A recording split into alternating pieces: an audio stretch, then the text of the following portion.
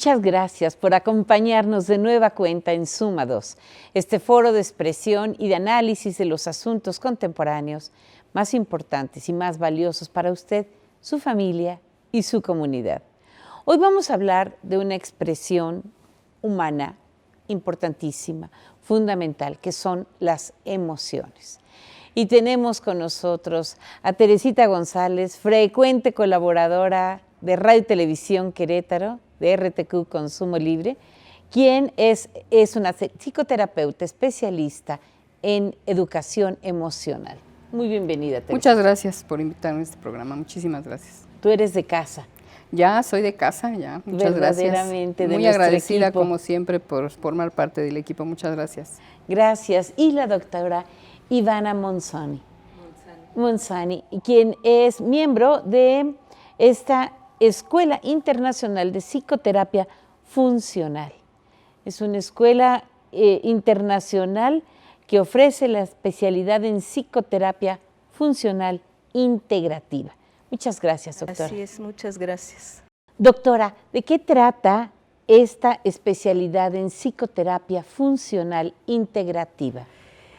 El objetivo es ver a la persona como un organismo integral y no subdividirlo en partes, sino verlo en todos sus aspectos, vamos a decir, analíticos para el estudio, verlos en la parte racional, en la parte emocional, fisiológica que concierne a nuestro cuerpo y la postura. Entonces vamos viendo cuáles son justamente el individuo en lo que son sus manifestaciones o síntomas, pero desde la perspectiva integral. Es decir, que somos una unidad. Exactamente. Aunque de alguna forma nos sintamos que nuestro cuerpo es independiente de la mente, es todo pero realmente son... Sí, no hay una separación. Y justamente hablamos de 4 planos psicocorporales que son psicocorporales, o sea, conllevan mente y cuerpo, ya no hay esta separación, sino son, solo por estudio los estamos separando, pero en realidad el individuo, la persona es una, no podemos hablar de partes de individuo, podemos hablar del organismo entero de la persona. Si me enfermo de un dedo, no solo es el dedo que está enfermo, es qué emoción tengo respecto a eso y cómo me siento respecto a eso. Y esto es muy importante, cualquier tipo de síntoma o de enfermedad, no podemos solo ver que es una enfermedad localizada de cualquier tipo de enfermedad localizada, tiene todo un conjunto de elementos sobre los cuales hay que ir a intervenir, y lo interesante también de este modelo es que es una intervención suave, no es una intervención de confrontación, es una reconstrucción del trabajo que se hace de reconstrucción de las que llamamos experiencias básicas, o sea, de las experiencias que todos los niños, todo a nivel de toda la humanidad, con diferencias culturales, pero que pertenecen a toda la humanidad, estas experiencias básicas vivimos. Por ejemplo, el ser nutrido, el ser protegido, el ser contenido, el ser amado, el ser visto, bueno, son muchas, pero nomás a título de plática de qué cosa es una. Ser contenido, todos hemos sido contenido en un vientre materno, en un vientre, toda la humanidad. Puede que haya habido una buena contención, una mamá ansiosa o una mamá deprimida, para ir con el tema, pues ¿qué transmite al bebé que se está formando? Entonces no es una buena contención, empieza a haber alteraciones. Muchas gracias, muy interesante. Teresita González, las emociones acompañan al ser humano desde el momento en que nace. Nacemos y en un instante estamos sintiendo el frío de la sala quirúrgica, de la sala de expulsión, y de inmediato pues el desprendimiento de aquel espacio en el que habíamos estado contenidos, como dice la doctora Monzoni, y enseguida hambre, sueño y otros malestares nos aquejan, pero al mismo tiempo quizá la alegría, el gozo, el recibir el abrazo, el amor de la familia que te recibe. Todo esto va conformando, digamos, el inicio de las emociones. Sí, es un cúmulo de emociones, es desde el vientre materno, tal y como lo decía la doctora. Lo que una madre siente, esto se le transmite al bebé. Al bebé. Entonces es muy importante porque justamente muchas veces no tomamos en cuenta a la madre lo que está sintiendo cuando está embarazada. Muchas veces hay, precisamente por este desequilibrio hormonal, pues hay muchos cambios anímicos y se dice, ay, es que ya va a empezar, ay, es que tiene esto, los cambios que ella sufre también se le van pasando al bebé. Entonces, si ella está triste, si ella está asustada, si ella tiene estos miedos que son normales, pues, ¿qué voy a hacer con mi bebé? En fin, toda esa serie de sentimientos que ella tiene, que son muchos, se los transmite al bebé. Entonces, y hay una emoción particularmente importante que es la que predomina, es la emoción dominante de la madre, la que es frecuente, esa es la que se le transmite más al bebé. O sea, si ya ella, por ejemplo, tiende a ser una persona con muchos miedos, lo más probable es que su bebé sea miedoso. Si ella es una persona que normalmente se siente culpable, lo más probable es que le transmita la culpa al bebé. Si es una persona que siente frustración, pero si es una persona que siente mucha alegría, le va a transmitir alegría. O sea, dependiendo cuál sea la emoción que más predomine en ella, es la que más va a predominar en el bebé. Quisiera preguntarte, Teresita, sobre un tema que para muchas familias todavía es un tabú, a pesar de que aparece, de que se presenta y de que causa estragos, la depresión. Sabemos que se manifiesta de muchas maneras, gente que comienza a aislarse, gente que deja de trabajar, deja de comer, afecta su aparato, su sistema, y además hay muchos intentos de suicidio y logros, es decir, hay muchos suicidios en nuestra sociedad, cada vez con más frecuencia. ¿Cómo detectar los síntomas tempranos de la depresión? Mira, eso que mencionas es muy importante porque confundimos mucho la tristeza con depresión. Entonces hay una diferencia. La tristeza es pasajera. Y es normal. Es normal hasta cierto punto. Sí, se murió mi perrito. O sea, es normal. Pero la depresión, cuando ya se puede decir que es depresión, es que dura más tiempo, sobre todo más de 3 meses. O sea, cuando ya esta tristeza no es como que, bueno, ya los síntomas, ya duró mucho mi apatía, ya duró mucho la falta de disfrute de la vida, ya no tengo ganas de levantarme, sobre todo cuando notamos cambios de humor muy drásticos, que es importante, lo menciono por los padres de familia, que estén muy atentos a los cambios drásticos de estado de ánimo de sus hijos, porque muchas veces también hay una confusión con el aspecto de la adolescencia. Pensamos, ay, bueno, es la etapa de la adolescencia, es normal. Ya se le irá a pasar. Se le va a pasar. No, hay que tener mucho cuidado porque si puede ser una depresión importante, es ahí donde lo que mencionabas, donde muchos caen en el suicidio porque no pueden con sus emociones, no saben qué hacer con tanto cúmulo de emociones. Tienen frustración, enojo, culpa, tristeza, son demasiadas emociones las que ya no saben qué hacer con eso. Entonces, hay que estar observando estos cambios drásticos de humor. Por ejemplo, si está de repente muy contento y de repente está muy enojado, si ya no tiene ganas de hacer las cosas, no tiene ganas de hacer lo que normalmente hace o lo que más le gusta, sobre todo, que en cosas, se nota mucho en las actividades que normalmente a la persona le gustan y deja de hacerlas. Eso es un síntoma muy típico, porque es algo que te gusta, ¿no? Entonces dices, bueno, pues esto normalmente lo haces porque te gusta y muchas veces no te importa lo demás. Entonces, si eso ya lo dejas de hacer, ojo, porque quiere decir que estás cayendo en una depresión. O sea, ya la persona si no hace lo que le gusta, pues es un síntoma muy importante. La apatía, sobre todo. ¿Qué recomiendas, doctora? Pues yo sí repito un poco lo que está diciendo Teresa, porque es necesario tener esa poquita de humildad para saber que necesitamos apoyo y ayuda, y entonces acudir con un profesionista si es posible y recuperar estas posibilidades, esas capacidades. Y en la medida en que una persona recupera estas capacidades fundamentalmente, puede también ser capaz de recuperarse como persona, pero siempre es la primera parte, tener un poquito de humildad y pedir ayuda cuando es necesario, porque no solo es la posibilidad del suicidio. Al día de hoy tenemos problemas de alcoholismo y de drogadicción en los adolescentes, y la causa muchas veces es la depresión. ¿Cómo ves la depresión vinculada con el momento que estamos viviendo? ¿Ha aumentado los casos de depresión?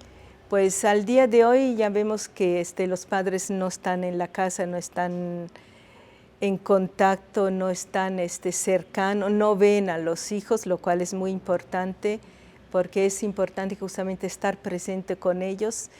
Se entiende que los adultos tenemos otras actividades, pero no hay que olvidarse que el niño necesita la atención, y entonces pues eso no se está dando obviamente por toda la condición. Entonces hay que promover la cercanía, el contacto, el estar, y de alguna forma también transmitir este amor a los hijos. Que se sientan amados. Que se sientan amados. Y en el caso de la pareja, ¿Cómo? cuando la pareja es la que se aleja, la que se va la que se quiere estar sola, no habla, se mantiene incomunicada, ¿cómo puede una mujer hacer que su marido se abra ante un profesional, o cómo puede hacer un hombre hacer que su mujer acceda a ir a un profesional?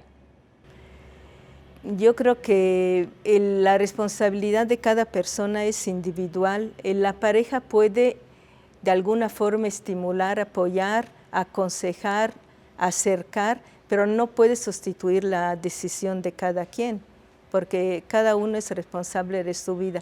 No podemos pensar yo te voy a cambiar, ese es un concepto fallido. Podemos solo mostrar que yo cambio, y en cuanto yo cambio, ok, te acerco los elementos y cambiamos los dos. Venimos de muchos mitos, de muchas creencias erróneas. Por ejemplo, una de ellas es yo cambio a mi pareja, ¿verdad? Él es la bestia, yo soy la bella, y yo le voy a dar una rosa roja y él se transformará en el príncipe azul. No, parece que no es así. Hoy. Sí, ya nos enseñaron lo del príncipe azul, que no funciona para nada, no es de color azul. Ni para azul. ellos ni para ellas, ¿no? Exacto. Tampoco nosotros somos la princesa encantada de los cuentos de hadas. No. ¿Cómo hacemos, Teresita, para que nuestros muchachos encuentren a una pareja y desde un principio tengan una relación estable, de ayuda mutua, de respeto y tolerancia, de apoyo? Principalmente debe haber mucha comunicación entre padres e hijos, que esto se ha perdido mucho porque bien lo comentaba la doctora, como los padres ahora ambos trabajan y hay ya no hay tiempo para los hijos, es decir, aquí lo importante es el tiempo de calidad, no de cantidad, entonces ahí hay una confusión en que no tengo tiempo. Sí hay tiempo, pero hay que darles tiempo de calidad. O sea, no es necesario tanto tiempo, sino el tiempo que sea afectivo. Entonces, en la medida que yo comunico a mis hijos, los informo, les digo las consecuencias, los riesgos, qué es bueno, qué es malo, qué se pueden equivocar, que les hables más de qué es conveniente, qué no es conveniente. Y además, sobre todo, los ejemplos, porque si yo con mi pareja discuto, ¿qué es lo más probable que suceda con mis hijos? Pues que encuentren una pareja tóxica o que discutan y tengan esa situación en sus vidas. Pero si yo soy un buen ejemplo, si yo sé cómo manejar precisamente mis propias emociones, si yo me controlo, si yo los enseño cómo manejarse en la vida y me comunico con ellos, lo más probable es que ellos tengan estabilidad. También tengan comunicación, porque una pareja se necesita comunicación, confianza.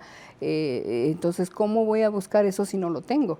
Entonces, principalmente es con el ejemplo y precisamente también, bueno, buscar estas alternativas que ahora tenemos, que es educación emocional, que son diferentes tipos de terapias que no necesariamente tienen que ser porque además esté mal, sino podemos acudir a pláticas informativas, a pláticas educativas, donde podamos enseñar también a nuestros hijos cómo manejarse mejor en la vida, no necesariamente porque tengan un problema emocional, ¿no?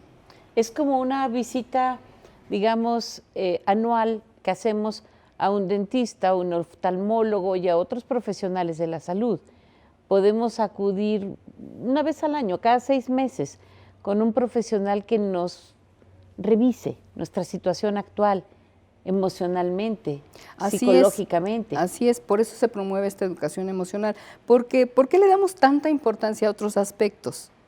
Cuando las emociones forman parte de absolutamente todo en nuestra vida, todo tiene que ver con emociones. Decisiones, oportunidades, todo lo que estamos viviendo en nuestra vida, enfermedades, justamente, todo tiene que ver con emociones. Entonces, en la medida en que mejor manejemos nuestras emociones, mejor nos vamos a manejar en la vida. Somos menos impulsivos, tomamos mejor decisiones, somos más asertivos, mejor nos comunicamos con las personas, tenemos mejores relaciones. Hay muchísimas ventajas en saber cómo gestionar nuestras emociones. Y generalmente esta impulsividad es la que nos lleva a muchos problemas. Es donde tenemos problemas porque ya nos enojamos con una persona porque le dije algo que no quería decirle. Le grité a mi hijo y no debía haberlo hecho, pero ya el arrepentimiento, como quiera, puedes perdonar, pero ya dejó una huella, ¿no? Entonces, podemos evitar todo eso si educamos emocionalmente a nuestros hijos y nos educamos nosotros, porque mucho de lo que sucede actualmente es que me llegan muchas personas que quieren que digamos, necesito ayuda para mi hijo, ¿no? Ayude a mi hijo. Pero compóngamelo. Los padres, exacto, como te llevan un reloj exactamente, como si fuera un auto, ¿no? Y no quieren ellos formar parte de esto, ¿no? O sea, yo descompuse el auto y me va a costar, ¿no? Es decir, entonces, yo como padre también me tengo que involucrar en el asunto de mis hijos. ¿Cómo son mis hijos? Porque los hijos son un espejo de los padres. Entonces, si quiero realmente ayudar a mi hijo, me tengo que ayudar yo también como padre. Eso es indispensable. No podemos hacer magia por más que seamos buenos en nuestro trabajo y queramos hacerlo mejor. No podemos si los padres no participan. Los padres son fundamentales en esta parte. También que se eduquen emocionalmente. Ya. Doctora, ¿nos puedes contar un poco sobre esta especialidad en psicoterapia funcional integrativa que contará con la presencia del doctor Luciano Rispoli?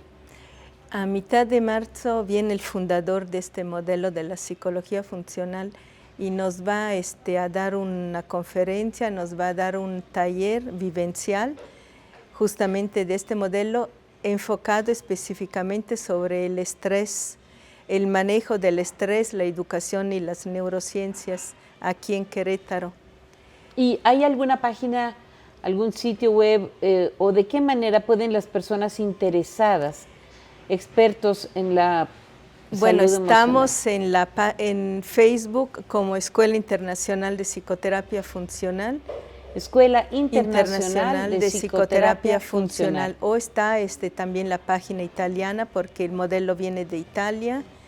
Y este fundador, el doctor Rispoli, él tiene pues estudios al Él es un investigador, ha ideado un aparato sobre la medición del estrés y técnicas específicas para ir diferenciando lo que es el estrés crónico del estrés temporal y disminuir lo que es los síntomas y las consecuencias de la enfermedad del estrés crónico.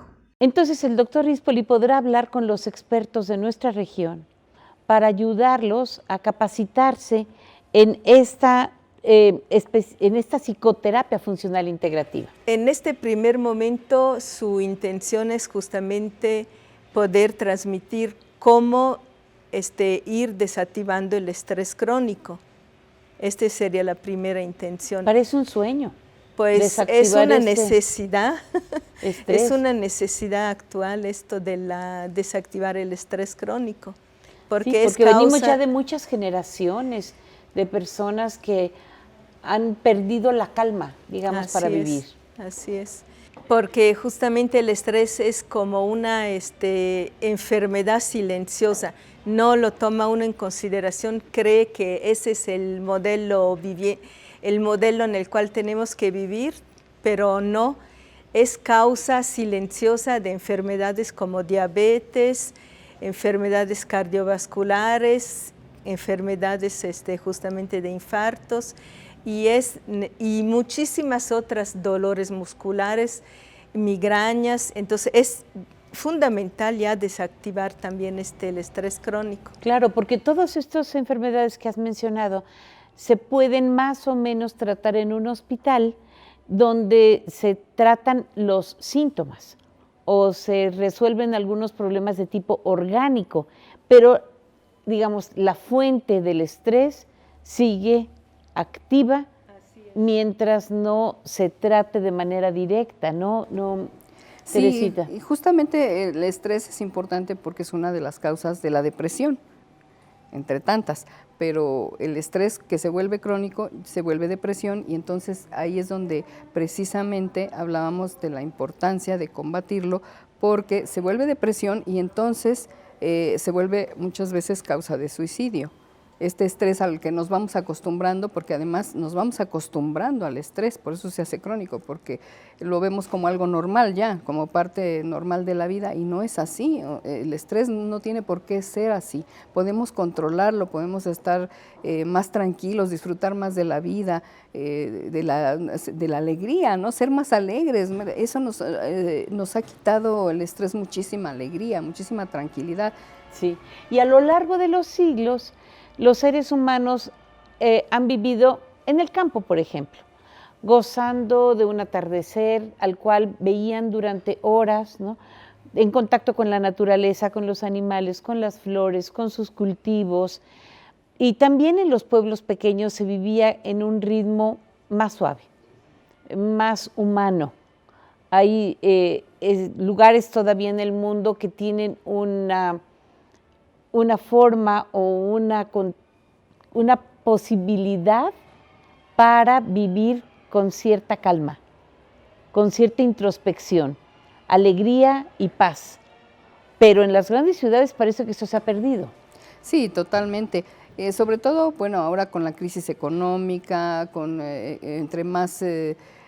entre más crisis, pues hay más presión social, más crisis de valores, hay mucho consumismo, todo está enfocado, como te decía, al exterior, entonces por supuesto que eso causa mucho estrés, hay mucha frustración porque esto mismo del consumismo y todo eso, las redes sociales, que también es una parte muy importante, que causa también estrés, sobre todo en los jóvenes, porque esta competencia, que para mí es una competencia insana, el hecho de estar viendo cómo me voy a ver, qué voy a comer, a dónde fui, quién es el mejor, ¿no? Quién viaja más, quién tiene la mejor familia.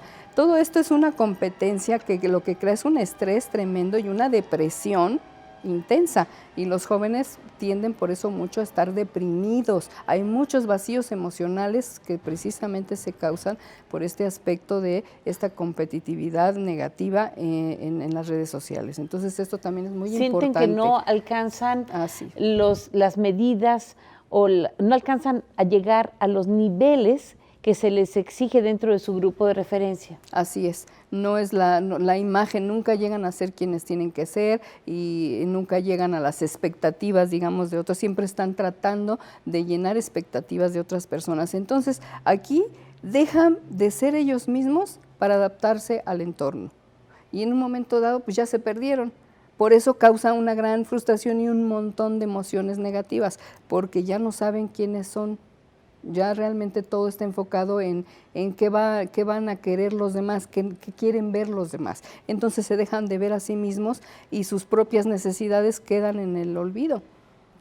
Y esto es precisamente lo que va causando una serie de emociones negativas, una depresión tremenda, que es justamente lo que hay que atacar, porque además la depresión puede iniciar sutilmente, ¿no? Puede ser paulatinamente, pero sí me interesa mucho porque ahorita es una epidemia la que hay de depresión, y en jóvenes, en adultos, en niños inclusive, que antes pues que se hablaba de depresión en niños, ni esperanzas, lo que decías de la alegría y todo eso se ha perdido.